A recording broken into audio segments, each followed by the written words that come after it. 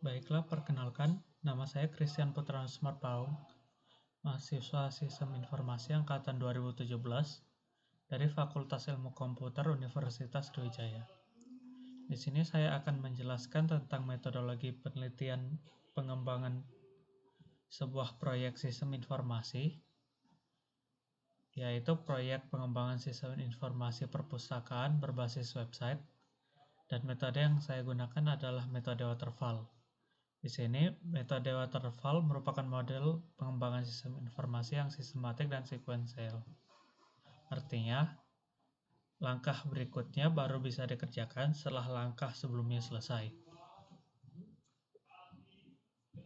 Metode waterfall memiliki tahapan-tahapan sebagai berikut. Yang pertama yaitu Requirements Analysis and Definition.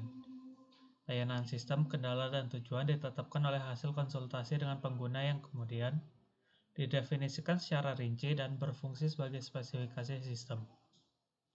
Yang kedua, System and Software Design, yaitu tahapan perancangan sistem, mengalokasikan kebutuhan-kebutuhan sistem baik perangkat keras maupun perangkat lunak dengan membentuk arsitektur sistem secara keseluruhan. Perancangan perangkat lunak melibatkan identifikasi dan penggambaran abstraksi sistem dasar perangkat lunak dan hubungannya. Yang ketiga yaitu Implementation and Unit Testing. Pada tahap ini, perancangan perangkat lunak direalisasikan sebagai serangkaian program atau unit program. Pengujian melibatkan verifikasi bahwa setiap unit memenuhi spesifikasinya. Yang keempat yaitu Integration and System Testing.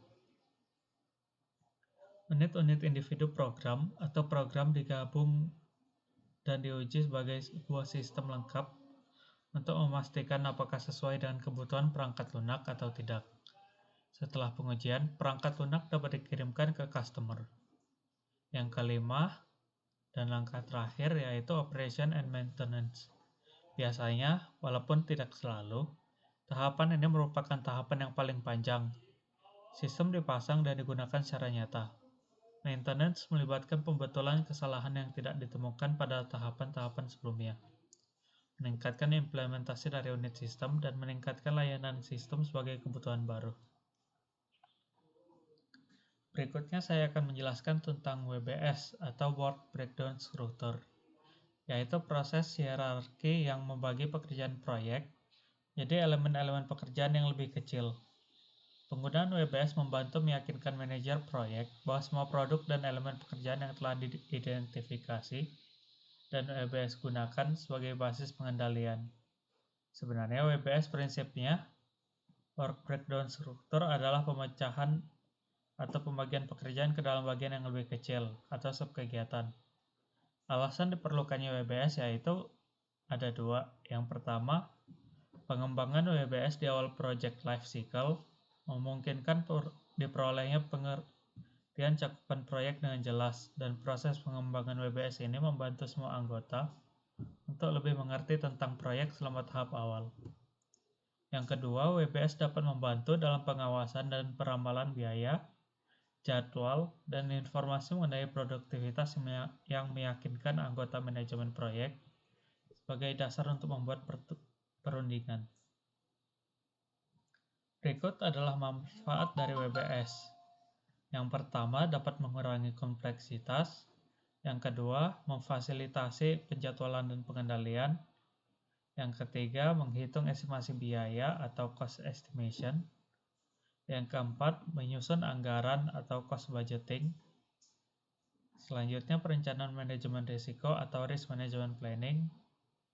Lalu, identifikasi aktivitas atau activity definition. Berikut adalah contoh dari WBS pengembangan sistem informasi perpustakaan berbasis website yang telah saya buat. Pada titik nolnya yaitu pengembangan sistem informasi perpustakaan berbasis web dibagi menjadi 5 tahap. Tahap pertama yaitu investigasi awal, tahap kedua analisis, tahap ketiga desain, tahap keempat programming, dan tahap kelima implementasi. Pada tahap investigasi awal, Terdapat dua sub activity. Yang pertama yaitu melakukan studi, yang tugasnya yaitu mengumpulkan data. Di sini yang sumber daya manusia yang bekerja yaitu staf administrator dan bisnis analis yang bekerja selama 1 hari. Kemudian subtask yang kedua yaitu dokumentasi setiap kegiatan. Untuk yang tahap kedua, analis, sebentar.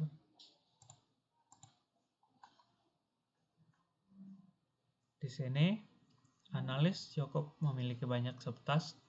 Yang pertama yaitu analisis masalah. Analisis masalah dibagi lagi menjadi punya dua sub lagi.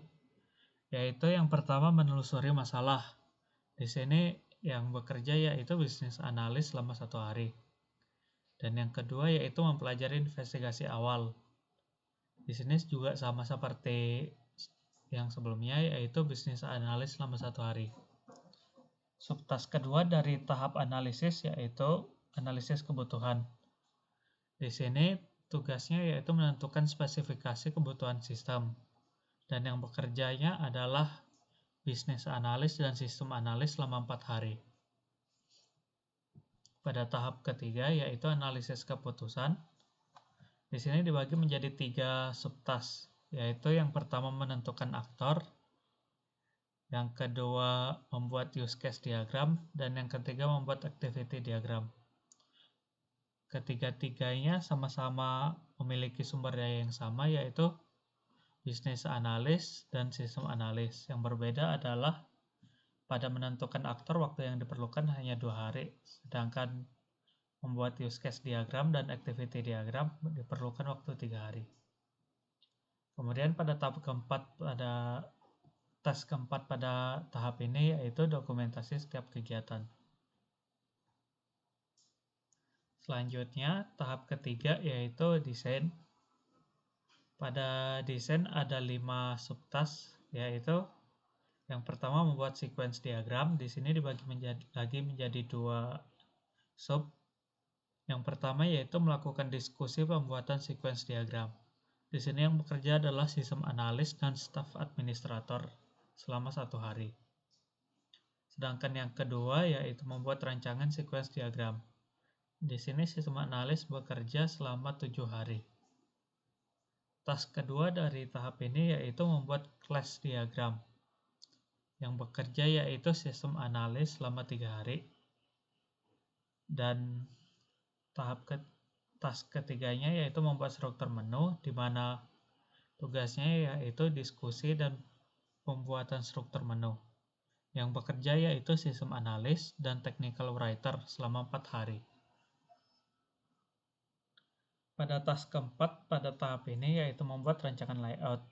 Di sini yang bekerja yaitu sistem analis dan staff supporting selama 3 hari. Dan terakhir dokumentasi setiap kegiatan. Lanjut ke tahap keempat yaitu programming. Di sini terdapat 2 tes dan tes pertamanya dibagi menjadi 3 subtes. Subtes yang pertama yaitu mempelajari hasil desain program oleh programmer selama 1 hari. Kemudian subtes kedua yaitu membuat codingan program. Di sini yang bekerja adalah programmer, web designer, dan database administrator selama 10 hari. Subtes yang ketiga yaitu melakukan uji coba yang dilakukan oleh sistem tester selama 1 hari. Tes kedua dari tahap programming ini yaitu dokumentasi setiap kegiatan. Yang terakhir yaitu tahap implementasi. Pada tes pertamanya yaitu menyiapkan perangkat pendukung. Ada 3 subtes, yaitu pengadaan komputer klien untuk sistem perpustakaan, pengadaan komputer server untuk sistem perpustakaan, dan pengadaan alat sistem jaringan untuk sistem perpustakaan. Di sini ketiga-tiganya dapat dilakukan sekaligus oleh staff supporting, database administrator, network engineer, dan vendor selama 3 hari. Kemudian pada tes kedua yaitu instalasi dan implementasi sistem perpustakaan. Task ketiga yaitu training kepada end user oleh sistem tester selama 1 hari. Terakhir yaitu dokumentasi setiap kegiatan. Karena di sini waterfall, untuk sampai ke tahap terakhir ini harus dilakukan dulu secara berurutan dan tidak bisa melewati satupun langkah yang telah dijabarkan tadi. Sekian dari saya.